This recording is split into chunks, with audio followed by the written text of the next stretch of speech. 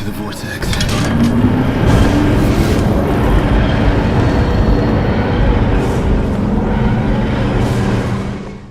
Hello everyone and welcome to TimeRotorTalks, an all new podcast led by me and my friend Ben here. Hello. We're going to be talking about all things Doctor Who. We're going to be reviewing episodes, we're going to be ranking various things. So today we're going to be doing a sort of pilot episode, so we're going to be ranking all of the 21st century New Who series. Yeah. And so we've got a tier list as you do. Of course, as you do. I feel like everyone is doing tier lists at the moment. Yeah, well, it's such a good sort of way of doing it, though, isn't it? I mean, it's just format. Easy. Yeah. Yeah. I think this is actually going to be way harder than I was expecting. Considering we've got the new series from the 15th Doctor. And we've got the 60th anniversary, as I can see there as well. Yeah, the thing is, I don't actually know where I sort of sit on Series 14, Season 1 at the moment, because it's sort of like, I can't tell if I'm like, if I really like it. Yeah. Well, we'll get to that. We should probably just start with Series 1, 2005. Russell decides to bring it back. Right. I think this is only going to go in one place, let's be honest. Yeah, I think Series 1 is just, a lot of people put it in sort of A, T, B tier, but I just don't think there's anything wrong with it. Like, a lot of people hate the long game. You know that I really like the long game. It's not that bad. It's just alright. It's not crazy. I think the good thing about this is, although the budget was low, the episode quality was so high, and I think that kind of reversed this year. So yeah, the finale's great. The introduction's great. You've got Father's Day in there as well. The Empty Child. As you know, Father's Day is my favourite Doctor Who episode of all time. It is great. It's just completely. I actually rewatched it yesterday, and it was better than I thought it was. I'd probably give it like a 9.5 out of 10 or something. It is really, really good. I also think because this is the first sort of one that set the standard for all the others, especially the music. I think Murray Gold. This is probably Murray Gold's. It's one of his better scores, and even though he's still finding himself. If you look at episodes like Father's Day, like the ambient piano in the background and just sort of the haunting, like the Bad Wolf theme, the Doctor's theme, Rose's theme, and all those things, it's just great. Yeah, and also the finale. Yeah, the finale is really good. I think Dalek as well is also really good. Yeah, I never really it's not like my favourite episode. Like, I wouldn't say it's the best of the series, but it is a really good way to bring them back. So yeah, I think it only belongs in one place. The next series, though, Series 2, I think is probably one of the harder ones to put. Series 2's weird, isn't it? It's not like... I should probably load up like it's bad. All of the episodes. Hang on, let me just open a Google tab quick. Hang on, no, I'll just get IMDb up. Hold on. Okay, yeah, that's a good idea. Because I think the issue with Series 2, right, is when it's good, it's really good. When it's bad, it's terrible. It tastes like chicken. I don't understand the hate for Fear Her though. Like, I just think the general like plot. I don't get intrigued by it. I don't know why. Maybe it's because it's a child actor. Although you have got episodes like child actors. I think we should talk about Girl in the Fireplace. Everybody, Max hates it. He hates this episode. No, I'm kidding. I don't hate it. I just don't like it. I think it's overrated. I think it's a bit of a love story that just doesn't feel right. Like, why couldn't the Doctor just go in the TARDIS to see her instead of go through the time window? I never really got that. I never really understood that. But yeah, normally it's Russell who explains like an entire plot with a one-liner, but Moffat does it in this story. Yeah, that is true. And we'll talk about later how he keeps on doing that. Well, what about Rise of the Cybermen, Age of Steel? I always go and rewatch these. I just think they're really good. Like the whole parallel universe. They're fun, yeah. I think the second part's better than the first one. The first one took a little bit to get going, and then the second part really kind of kicks in gear. I mean, the first part's more about character, and the second part's more true. plot. Idiot's Lantern is very mid. It's a good concept, but the execution of the villain is pretty poor. I don't even remember how he defeats. Did he just climb like a mast or something and just electrocute himself? Yeah, he does. I feel like this is one of the episodes from the mid 2000s that if it had a bigger budget, it could have been a lot better. Like if this was like part of Series 12 or something, most people would say it was really good. Yeah, but you could say that about any Russell T Davies episode. Yeah, Impossible Planet. Russell T Davies only even roasted. Hold on. Does it say? No, Mark Gatiss. Mark Gatiss wrote Mark it. Gatiss, man. Okay, that explains a lot. Yeah, the Impossible Planet Satan Pit's pretty good. Love and Monsters is fun but bad. The Theatre I just hate Love and Monsters. Yeah, I like Jackie in Love and Monsters. That's about all I like about the episode. I did I don't know if I've ever said this on my channel, but I did work experience at Doctor Who magazine once, and I worked with the deputy editor at the time, Peter Ware, and we just discussed various Doctor Who episodes. And when it came to discussing Love and Monsters, he absolutely loves it. I absolutely hate it, and there was a bit of a clash there, which was quite funny. But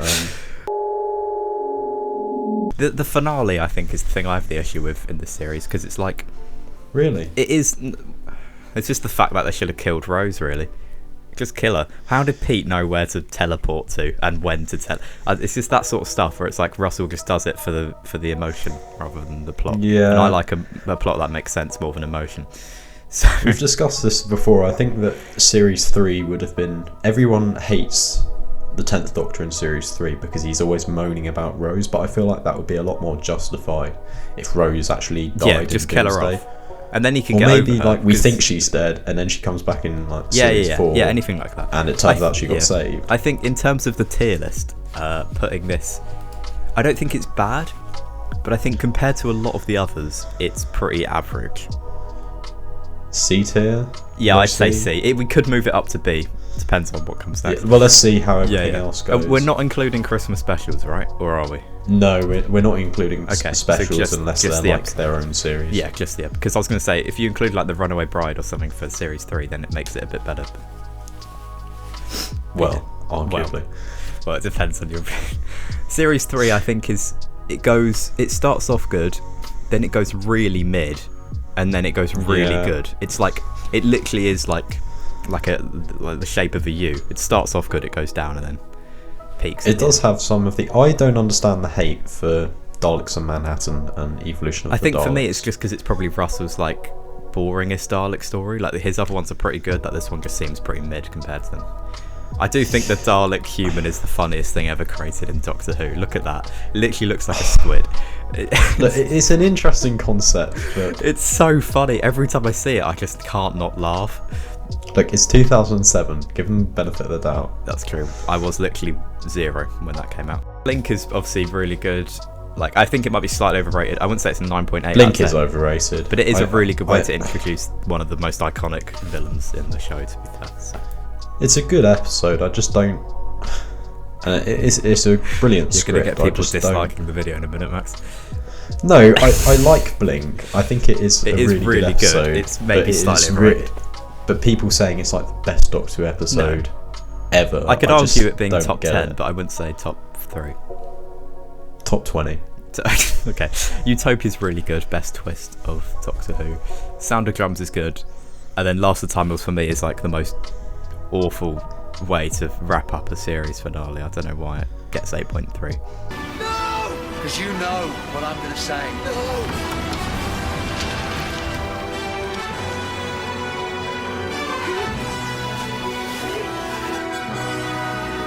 I should have killed Rose, really. I think it's a high B. Yeah. We might be being too harsh on Series 2. Might have to move that up later, but yeah, fair enough. Series 4, I think there's only one place for this. F tier, please. Yes. Can we put it Yes, exactly. Alright, nice. Series 5. No. The fact that Midnight is not the highest one on there, though, is a little bit insulting. I'm not going to lie. Don't trust IMDb. Yeah, just it's not worth your time. Okay, so we've got the Series 4 specials now. No, the specials are weird. Yeah, because this is the next Doctor what's it called? Planet of the Dead, and then Waters of Mars, and then the End Planet of Time. of the Dead, Waters of Mars. Yeah. It's an good. interesting, like, the point of it is probably that, I mean, it was, the reason it exists is so because Dave Tennant and Russell were leaving, so they just needed a shorter series. But I think as a concept of the Doctor travelling on his own and sort of the consequences that has, especially in the Waters of Mars, I do think it is a good concept, but I just don't think it was elaborated enough on. Because at the end of the Waters of Mars, he's just like, ooh, Time Lord victorious, and then it's a missed opportunity, Adelaide but dies. the Waters of Mars is really, really good. End of Time Part 2 is way better than the first part, and the next Doctor's pretty mid. I'd say it's clickbait, so I don't appreciate that, Russell. There are 2 clickbait episodes in Doctor Who, the next Doctor and Life at Land, and I will not elaborate. That is true. We'll get to series 10. What's that one called? Planet of the Dead is like fun. It's not incredible. The CGI for 2008 or 9 is pretty 9. bad. I'm not gonna lie. Oh, come on, no, it's. I think the budget was really low. The reason you're saying that is because 2009, the specials, is the first series. Oh yeah, that was the first episode. High with definition. HD, to be fair, that's probably why it looks bad. All right, I say we put this in B. Yeah, I think that's fair. I think on average it's better than series 2, just because it hasn't got Love and Monsters. Series 5. No need to elaborate. Series 5 has probably also only got one spot, because it is definitely his best series, Matt Smith. And on average, it is pretty good. It does belong in. Up there. If you ignore Victory of the Daleks, and it depends. Victory of the Daleks is overhated. Yeah, but it's not. Again. But it is the worst one of the series because all the others are just really good. Is it though? But what's worse? Cold Blood? Well, hang on. Let's just have a quick look. Like, I wouldn't say it's not going to be the first 2. It's not going to be maybe Flesh and Stone makes me angry more than any of the other episodes, but Flesh and Stone is annoying because they should never have showed the angels moving, because that just defeats the entire I actually quite like Vampires Angels. of Venice. I don't know why that gets below a 7. I think it's quite fun. It's not incredible. Victory of the Daleks is better than Vampires of Venice, I'm sorry. Really? Yes. I just find Moffat Dalek stories really cringy. Would you care for some tea? Pandora Opens is brilliant, but The Big Bang is the most timey-wimey, messed up finale I've ever seen. I can't understand why IMDb says this is better. Like, that's the people, Pandora though. That's the people. I think if you're an adult, if you're above 13, you'll understand Big Bang, but I did not understand it when I was 10. No, so, I agree. And it is at the end of the day, Doctor Who is made for kids more than it is for adults. So I think we should put Series 5 in S to this. Yeah, I don't think it belongs anywhere else. No, it's too good to just go below those. So yeah, Series 6 though is possibly the hardest one to rank in my opinion. Series 6 is Series 6 is harder to rank just because it's in 2 parts, and I feel like those 2 true. parts But are quite different let's from just each other. ignore the fact that they split it in terms of when they released it. The Impossible Planet Day of the Moon is a pretty good opener. Day of the Moon again suffers from timey-wimey stuff, but that's Moffat. I don't like Day of the Moon. I just it is worse than Impossible Planet, but it's not bad. It's just got one of those gotcha moments, with you know how they like kill Rory and then kill Amy and then everyone's just dead. And although then this series, like, surprise. yeah, that's true.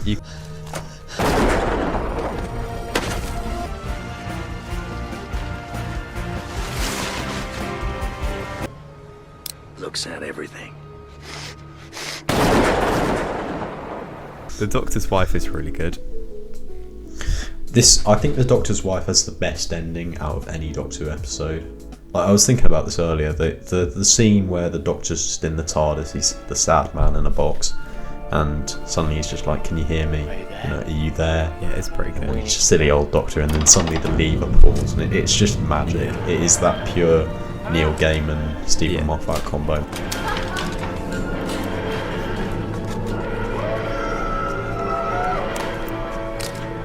A Good Man Goes To War is really good, to be fair. Yeah, I rewatched this recently. I thought this was like mid, and then I rewatched it and I realised You can tell it's a Moffat episode. one of the better Series 6 episodes, definitely. Let's Kill Hitler I get really angry at this episode. The fact that they do the whole reveal of Melanie, like River Song being Amy's best friend as a kid in a 5-minute flashback or a 2-minute flashback. Why didn't they have Melanie pop up in every single episode or something? Then it would have been a big reveal, like, oh look, that's River as well. Yeah, it's bad. Night Terrors is actually quite decent if you ignore the child acting. What is your problem? I don't know. No, it's just really cringes me out because you've got like really. They're not going to play Macbeth at the West End. I just think it's because you've got 3 really good actors, and then you've got that kid going, "What's he say? Please save me from the monsters," and it's just really cringy. I think it's quite scary though. To be fair, that scene where that guy turns into the dolls is pretty horrifying. Yeah, I just feel like Night Terrors is a bit of. I don't know how to put it other than just wasted potential. I feel like the story could have been so much more, but it just wasn't. The next 2 though is certainly not wasted potential. No, Girl Who Waited. I mean, come on. Girl Who Waited is really, really good, and then God Complex is also quite good. I think that's quite underrated. It's pretty fun. Good. God Complex, I used to think was quite mid, just because I don't really understand the ending. But as I've gotten older, I kind of it's got really good like allegory of like beliefs and stuff. I think that's quite good. Closing Time though, I never vibed with this episode. I like that Closing Time exists, but it should have been help. A Christmas special. This is the most Christmas special episode I've ever seen. Yes, that's actually a really good point. It would have worked. Yeah. The thing with Christmas specials in Doctor Who is literally just make it snow outside, and you've got a Christmas special, and have a shop in it or something. That's all you need, and that is this episode. So. Yeah. The Wedding River Song. Do we even need to talk about this? No, that's terrible.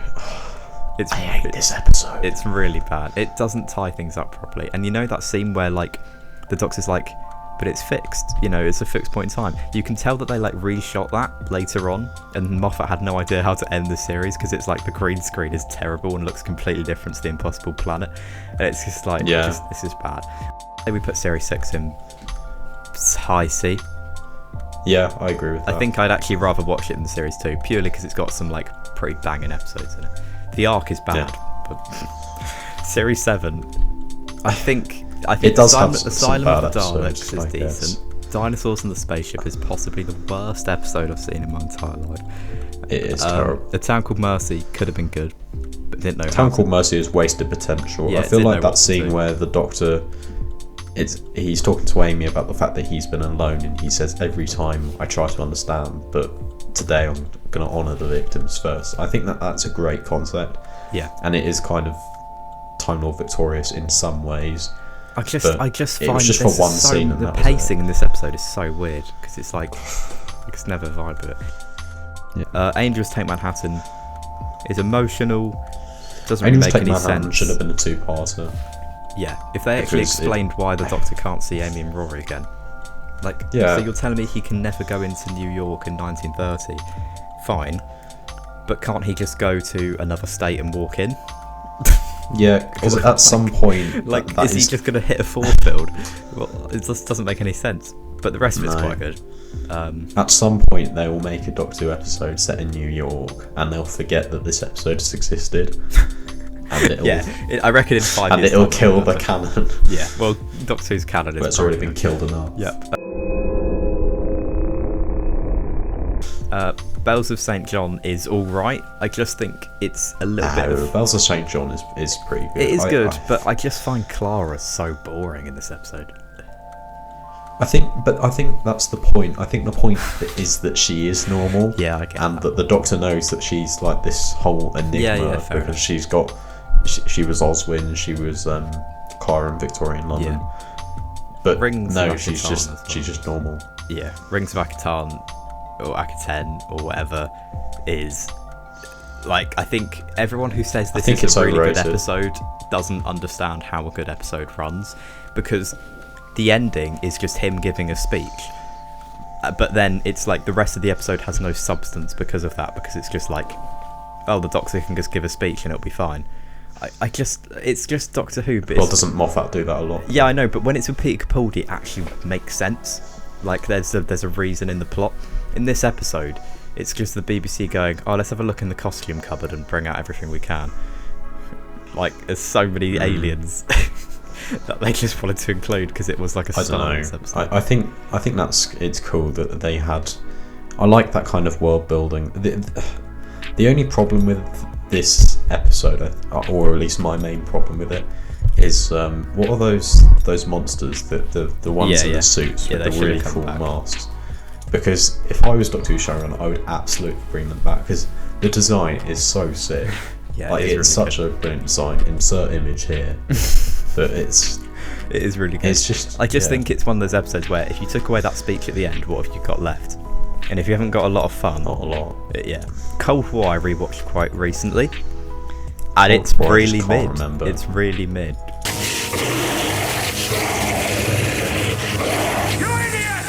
Crimson Horror is just so weird. Like, isn't that image right there? The scene where the Sonic goes up vertical, and it's like a metaphor. No. It's a metaphor for the that. We don't talk about that. I'm just saying, this is Moffat at his peak. Like, how do I say it? He's feeling a certain way when he's writing this series. Let me tell you that. Nightmare in Silver. The fact this gets 7.2 actually hurts. This is such a Nightmare in Silver is such a letdown, and the fact that it's Neil Gaiman just makes me embarrassed. It's like, he's such a great writer, It's and then terrible. he tries to do the Cybermen and just fails. Yeah. The Name of the Doctor, though, it's kind of good. Yep. It's like, it's not amazing. It wraps up the arc fairly well. There's not a lot going for it other than that, but I don't mind. I think if we go back to the tier list, I think it's definitely going to be lower than all the others.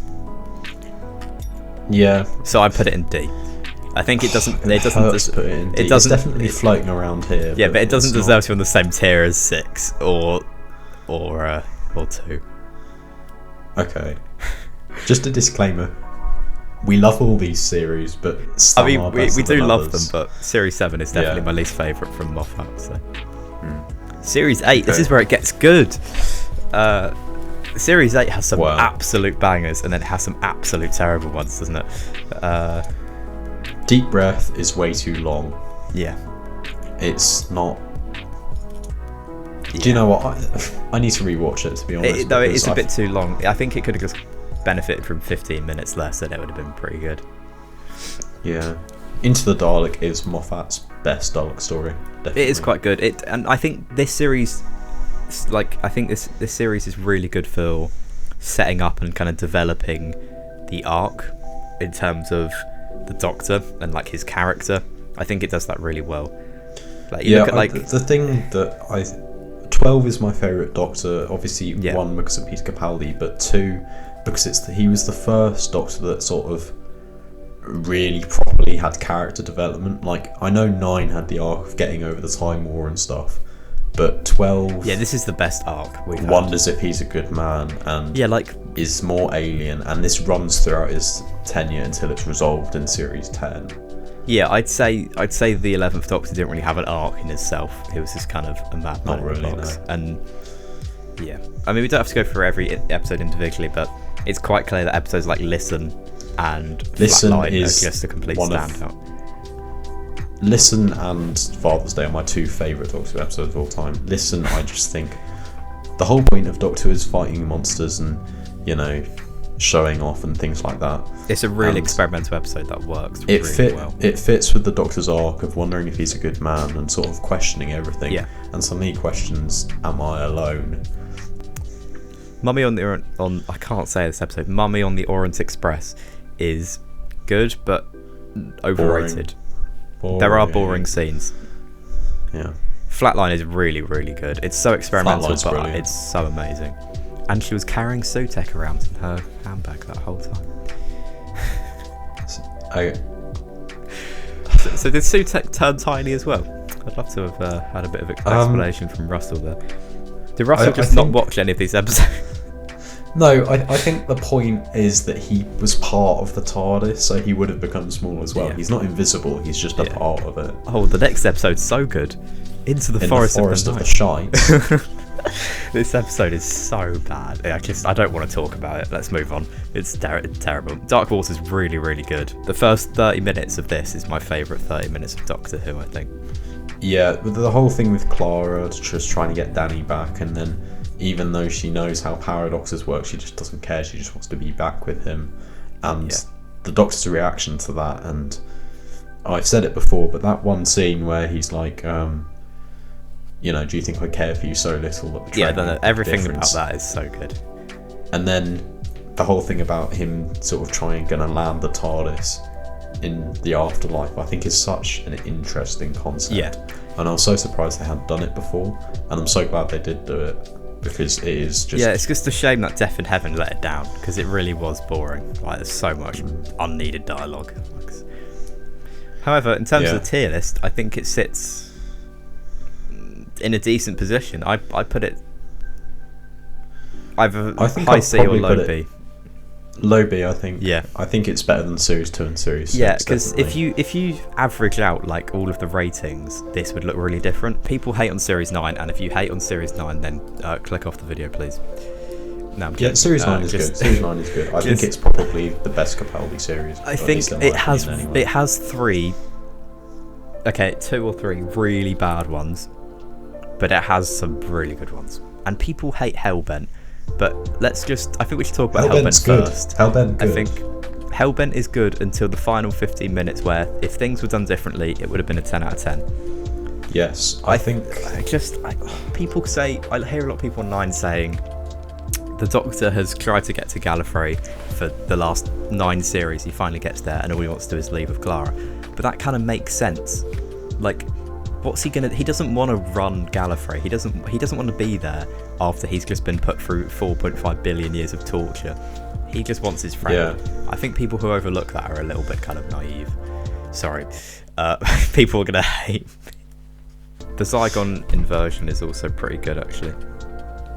Yeah, I think these 2 parts I've never really vibed with. I'll be honest. I get that they're not incredible, but I do think they're actually quite good if you watch them a few times and get the allegory and the plot. I think it's quite good. I find there are certain parts of these episodes which I just get bored in. Like the pacing opening of the Zygon invasion is just a bit slow, and I think the Zygon inversion just takes a while to get going. Yeah, I agree. The series opener as well, I have some issues with, from the fact that once again the Daleks just sit around and do nothing. Yeah, I do like the cliffhanger of The Magician's Apprentice, but the whole point of the story, I read somewhere online that the Doctor just knows what's going on the entire time, and him and Davros are tricking each other, which I suppose is obvious in some ways, but they never just explain what the Doctor's plan I don't know, was. it's just... Why did he lead them to Skaro? Or why? Yeah, the main issue with Series 9, I think, is we should have seen a bit more of the Series 8 Capaldi in this, just in the opening, because it feels like he suddenly changes from hard, from a dry sense of humour, pretty, you know how he is in Series 8. In Series 9, in one episode, he's completely different, and I'd like to have seen a bit more of a gradual sort of change. Yeah, I think in Series 9, he's either his Series 8 self, or he's either his Series 10 self. Yeah, so him in the middle is a bit annoying. In Series 9, in The Magician's Apprentice, and which is familiar, he's sort of very much his Series 10 self. Yeah, whereas then Series Under 9, the Lake, he's kind of Series 8. He has the cards, doesn't he? Where he has to Yeah, that's a bit weird. I mean, really, it's from funny. Series 8. It's funny, but it's it doesn't fit. Under the Lake, though, brilliant setup for an base under siege sort of episode. It's really, really good. Yeah, these 2 episodes. Before the Flood is worse, but it's still good. It's still pretty good. Yeah, it is timey-wimey, but it is actually. But really I think it good does it story. fairly well. I'm so glad it's not that bad. The story was made. This series is decent. I say we put it just between 8 and the specials. Yeah. So I think that's fair. I mean, yeah, because on average, the 2009 specials are better. Yeah. Okay, that's fair. So if we're going on average, it's Series 10 is really hard to rank because I enjoy it, but there's not many episodes that I would rewatch in terms of oh, this is really, really good. There's 3. If you load up the Series 10, I think I can clearly explain to you what I mean in terms of it's just not Pilot is good. Smile. The pilot is good. Yeah, Smile is.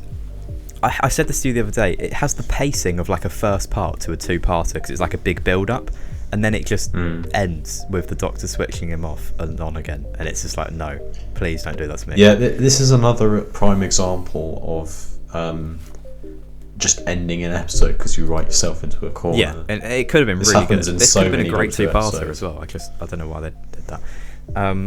Thin Ice is quite good. I think it's got some nice messages in there.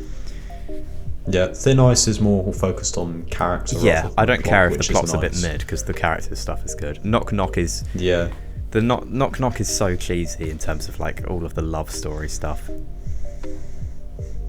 But it's not bad. It's worse. It's the worst one of the first four. I like the Doctor. The twist is fine, but it's like I don't care for it. Yeah, it's not needed. It's just like Oxygen though. I think this is my favourite episode of the series, maybe, other than the finale. I just love all of the themes. Great pacing, great tension, great atmosphere. It's like the Bill dies, but then she doesn't. But it's actually like a decent twist. It's got good, Oxygen was a lot better than I remembered when I rewatched it. Yeah, it's got good capitalism criticism, which is Moffat for you, but I think it's quite good. Oh yeah. Extremist is actually really, really good. It is really good. It's a bit confusing if you watch it for the first time and you have no idea what's going on. Like you've got to use your brain for this episode. Don't start Doctor Who with this episode. Yeah, that would be bad. This is the worst episode to start Doctor Who with. But the thing is with the Monk trilogy is it just missed on so many points, and it's just so sad because it's like it could have been really good, but the monks were so boring. And then why were they there? What was the point? Yeah, they were. Did they ever explain that? They were just wanted to rule the world. It was like Moffat just watched like one of the Trickster episodes from the Sarah Jane Adventures and was like, oh, the Trickster needs their agreement, so the monks need your consent. It's literally the same thing, but the monks are boring. Yeah, this was when Moffat was handling Sherlock as well. Like he was getting pretty busy, and I think you can tell it kind of damaged the series a lot. Empress of Mars is like, it's actually all right in execution, but it's just bland. Yeah. The way that those people die, they turn into little cubes, is so hilarious. It's so weird. I can't tell if the CGI is good or terrible, to be honest. Yeah, I don't know why they chose to do that. Like, they could have just done a normal laser blast. Not amazing. I think every Ice Warrior episode is just pretty mid. You know, I used to think Mark Gatiss would be a good showrunner, and then you look at his run of episodes. Yeah, they're not amazing. And they're all just really, really mid. Eaters of Light has good stuff with the Doctor, but pretty bad plot. And Eaters of Light is just terrible. I'm sorry. There's no redeeming factor apart it's from weird. It is Matt weird Lucas. how like all of Capaldi's 10th episodes are really bad. You've got Into the Forest. Yeah, you said this to me. And you've got Sleep No More, and then you got this. And obviously these two are just brilliant. Doctor Falls is not as good, but it is. I think it's just good for character stuff, and I think it does character stuff really well. This is where 12's story should have ended. I know if he we're not died counting there, specials, but I really don't like Twice Upon a Time. I just think it's just...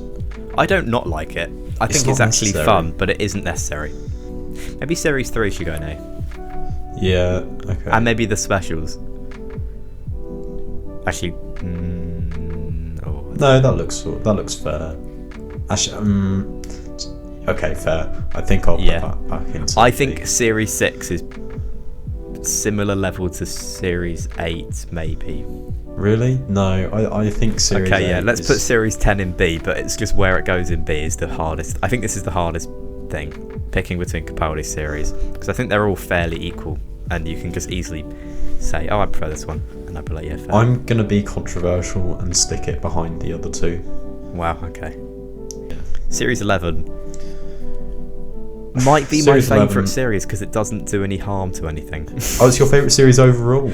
Yeah, ever. Oh, okay. No, just of Jodie's. Imagine having just a proper character style ending rather than a big bombastic fight between the Daleks or something. That's what Chibnall does best. He writes. This is why I like Graham's arc. Yeah, Graham is really good, and because he's well written, because Chibnall knows how to write characters.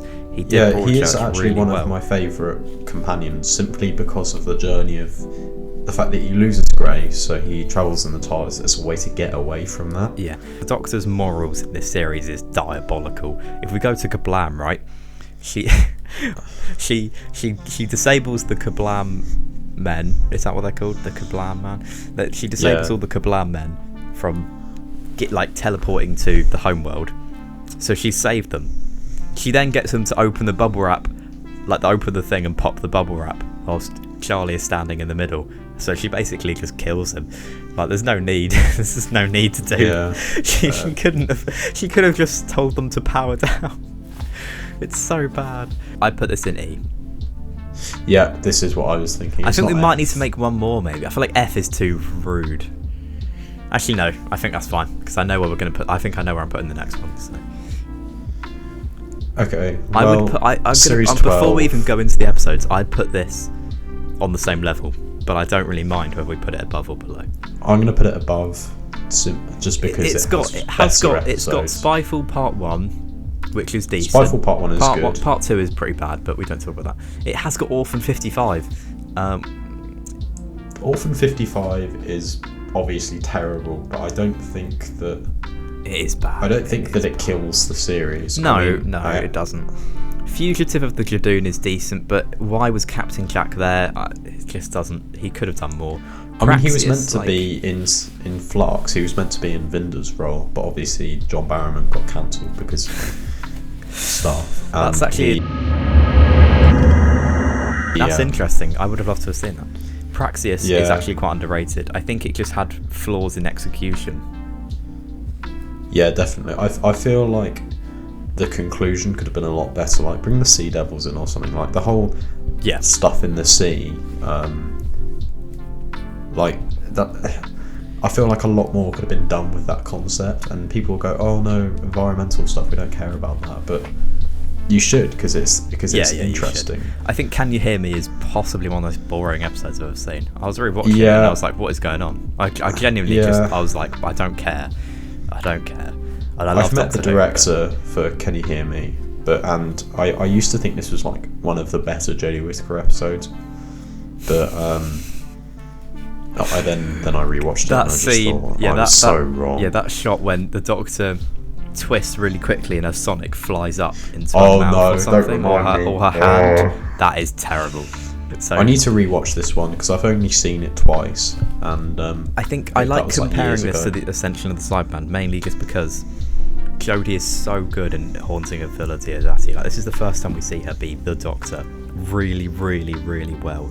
She's like taunting Ashad, the Cyberman, like in just a very doctory way, and she doesn't say what's like wrong with him. She kind of like uses metaphors and stuff, whereas then in Ascension of the Cyberman she's like, that's what I call an inner conflict, and it's like, are you gonna be any more obvious? Like, just look, I'll grant you Ascension of the Cyberman does have flaws. It has so does the next one. Flaws. Well, we'll get to that, but like I think as an episode Ascension of the Cyberman is quite good because when it first aired, I did think that was pretty good, and I was looking forward to seeing where the characters went, because I think the whole thing like Ko-Sharmus and the side characters are quite well constructed. Timeless Children is just a lore dump, and I don't understand what the point of it is. I just wish there was a plot to, like, I guess there is a plot, okay, but I just don't care about it. Like, all the Cybermen turn into Time Lords. But it's just I just feel like if you want to change that, okay, the canon isn't destroyed by the Timeless Children, and it's not really. There's nothing explicitly stated that gets changed. Literally, ask me anything in the comments about how it breaks canon, and I will explain that it literally doesn't. But I don't think it's a terrible idea. It serves no purpose. There's nothing in the plot of Ascension of the Cybermen that needs the whole Timeless Child storyline to make it make sense. Yeah, if this didn't have the Timeless Child story and Chibnall focused more on the actual plot, it would have been pretty decent, I think. Yeah. Because the idea of the Cybermen turning into Time Lords are good, but then when you put it with the Timeless Children arc, it's just like, I don't care anymore, because you've got too many things going on, and it's not executed well. Series 13. The Right, so we're just counting Flux for this, just those 6 episodes. Yeah, because the other specials aren't really good enough to. Well, actually, I mean they're not bad, but Well, no, Eve the Daleks is good, but again, we're not counting specials, so yeah, there's only 3. It's not good enough.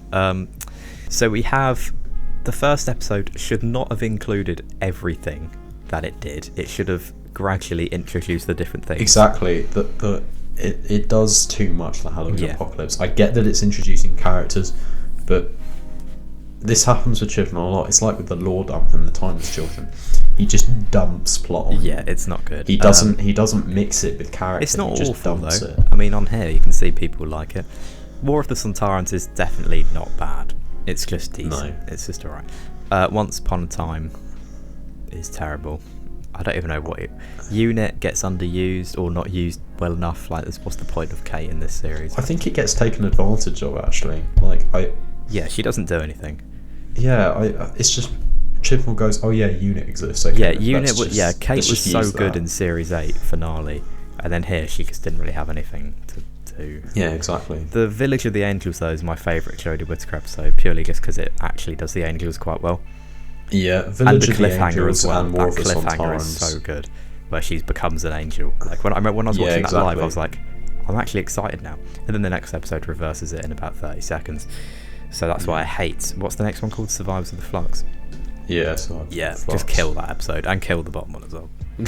Yeah, no, the Vanquishers is so bad. It's so uninteresting. I've told you, I rewatched this episode and then I was about 3/4 of the way through, and I just turned it off because it was so terrible. I think this has to go in F.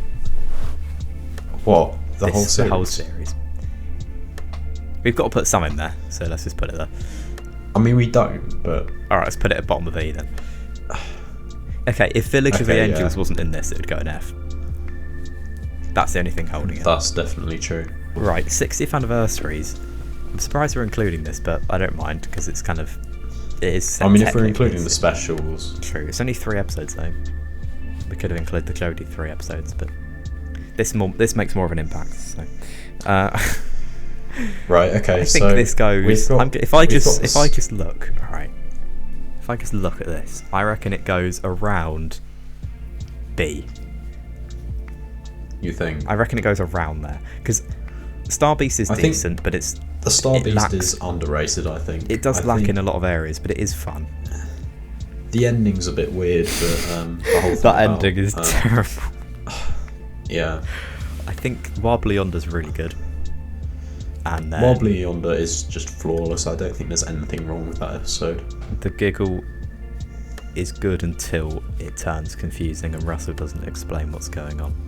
The Giggle is a 10 out of 10 episode until it's a 5 out of 10 episode. I say this goes B. I don't mind wearing B, but I reckon it's better than Series 6. I'm going to put it at the bottom of B. I think fair enough. I think that's fair. I think this is a very, other than Series 9, this is, and maybe Series 2, being where they are, this is a very fair tier list. Oh god, Series 14. Yeah, we will season 1 or season 40.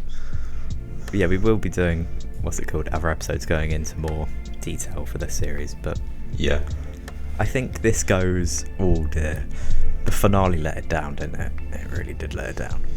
This is Series 14 or season 1. It really suffers from the reduced episode count.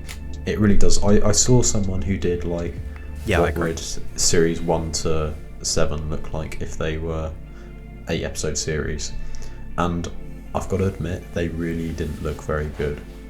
If this was a 12 episode series, if it's had even just 10, it would be better. Yeah, 12 would be great. If you could just extend the problem with the Doctor and Ruby is that they don't have enough time. Yeah, there's no conflict. There's no character development. It's just good characterization. I get that they had to have Dr. Light episodes because Shusigat was filming Sex Education, but it is a problem because when you have 2 Dr. Light episodes and 1 episode where the Doctor and Companion barely interact, you just can't build up you've then got that 6. character. You've then got 6 episodes, but the finale, the 2-parter finale, you can't do tons of development there because that's kind of the end. So then you've got 4, and also, and it's like Rogue, that's 4. it doesn't really. Rogue doesn't really have any. Oh yeah, character they're not development together between barely any of the Doctor and episode, Ruby. other than the end. They're together at the start and at the end, Yeah. which I suppose are nice scenes, Yeah. which show that they've grown as characters a little bit. And I think the issue with this series is Space Babies could have just not been there, and we could have gone into the Devil's Cord as her first adventure, because Space Babies is like the Doctor and Ruby Road in the fact that it's kind of like the Doctor and Ruby getting to know each other again. It feels like it just happens again, and I feel like we could have had another episode if we just cut that one, because it wasn't I suppose so. I'd say we put it top of C then, or bottom of B. Do you think it's better than the 60th specials? If we're talking on average, no. So I'd put it below, right? Actually, I do think I'd put it below. I think we have to put Series 6 there for the fact that the finale is really bad.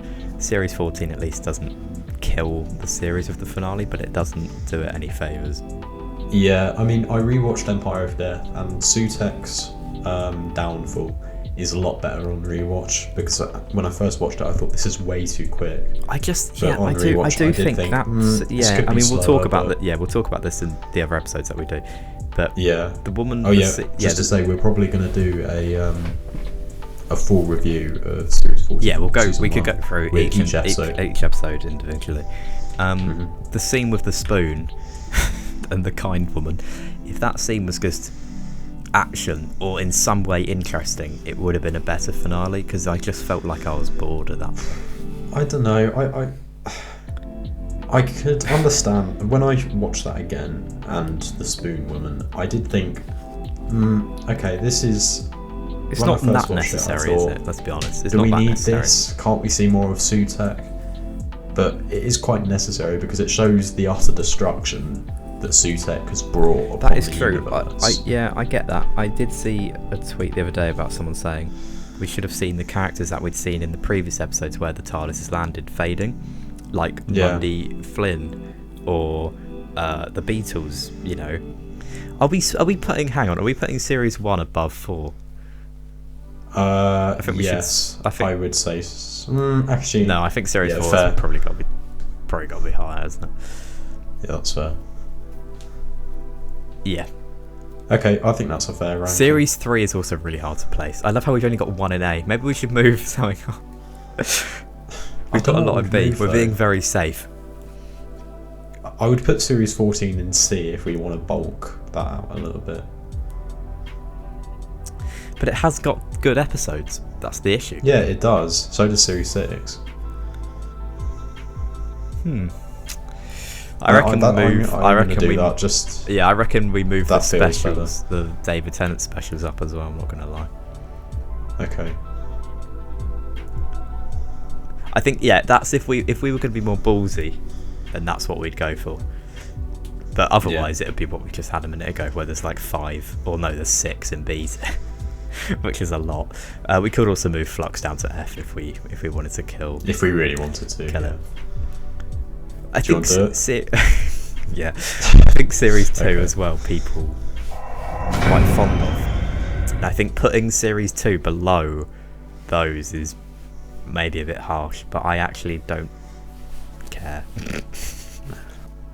Series 3 as well, lots of people might be like, oh, I don't think it's that amazing, but it's like it has got such a good run of episodes in the final half that it's hard to put it anywhere lower. Yeah. So yeah, I'm pretty happy with this one. Okay, well, let's leave the ranking like that. Should we end it there? Yeah. We've got more episodes coming of us talking about Series 14 or Season 1 from this year. Yeah. So, yeah, and we'll be doing more tier lists and more stuff like this. So if you've made it this far in the video, yeah, if you're still here, then well done. Seriously, yeah, well exactly. done. Okay, right. So see you around, and thanks for watching.